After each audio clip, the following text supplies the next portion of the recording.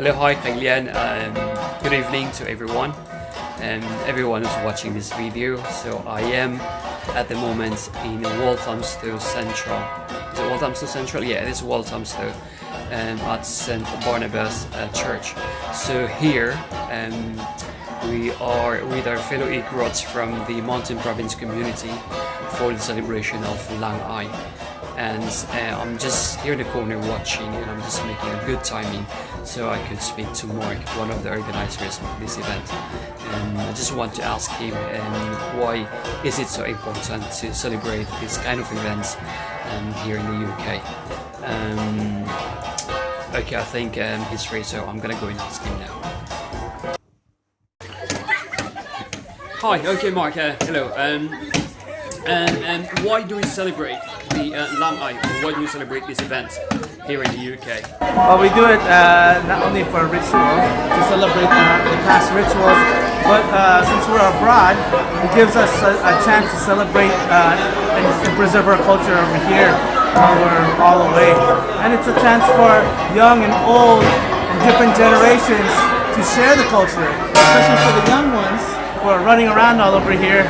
They get a chance, even if they're not dancing yet, but they get to see, and that plants a seed for them and their future, so that they always can be rooted in their culture, and they always will know who they are. Right. Okay, so that's Mark, and thank you very much, Mark. Thank you. Thank you.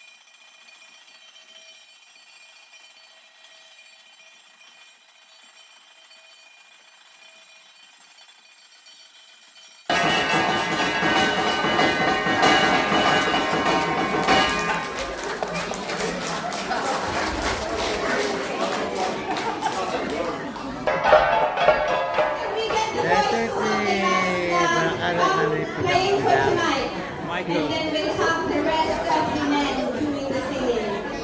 I love you, Pidang.